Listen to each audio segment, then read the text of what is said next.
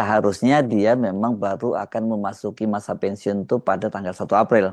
Namun kan pada waktu itu seusai secara resmi dia dicopot oleh Joko Widodo dan Hadi Jayanto dilantik di istana, Gatot menepis spekulasi dan rumor bahwa dia itu dicopot karena banyak bersimpang jalan dengan Jokowi. Dan pada waktu itu banyak yang menggadang-gadang Gatot Nurmantio ini potensial menjadi pesaing Jokowi pada Pilpres 2019.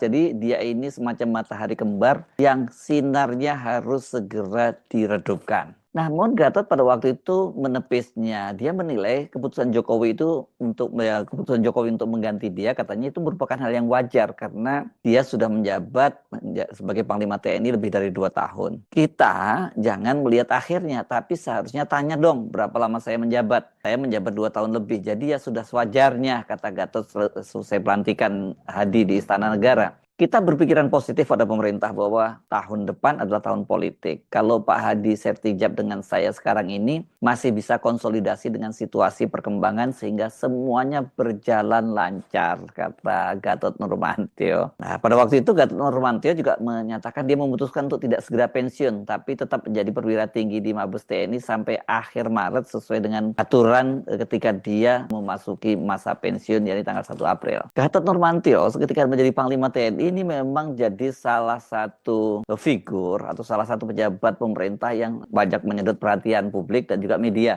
Karena langkah-langkah dia itu memang cukup mengejutkan kalau kita tidak mau sebutnya sebagai kontroversial ya. Dia misalnya dikenal sangat dekat dengan kelompok-kelompok Islam yang sangat kritis terhadap Presiden Joko Widodo. Salah satu momen yang mendapat banyak sorotan ketika dia hadir bersama dengan Joko Widodo di lapangan Monas saat berlangsung aksi 212 pada tanggal 2 Desember 2012. Ini aksi yang dalam sejarah modern Indonesia ini adalah aksi massa yang terbesar dan sampai sekarang belum bisa ada yang menandinginya. Momen ini juga kemudian menjadikan Habib Rizik Syihab itu menjadi figur sentral. Kehadiran Gatot itu sangat mencolok karena dia satu-satunya petinggi negara yang mengenakan peci berwarna putih, sementara Joko Widodo dan petinggi negara lainnya memakai peci warna hitam. Selain itu, berbeda dengan para pejabat tinggi negara lainnya, Gatot juga membantah aksi 212 itu sebagai gerakan makar. Kan banyak pada waktu itu yang mencoba melabeli aksi 212 itu sebagai gerakan makar. Gatot selain itu juga dia menghidupkan kembali tradisi nonton bareng film G30 SPKI yang sebelumnya menjadi tradisi tahunan di era Orde Baru. Nah, pada waktu itu kan pemerintahnya Jokowi itu didukung oleh PDIP dan tentu saja film G30